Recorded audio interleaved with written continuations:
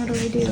Okay, so you just grab onto the shifter and then pull it towards you. Towards This way. Towards the steering wheel and then down. And then keep going. So now you're all the way in gear. And then if you pull it towards me again and then all the way down, that's like first gear. So then you push up to go into second.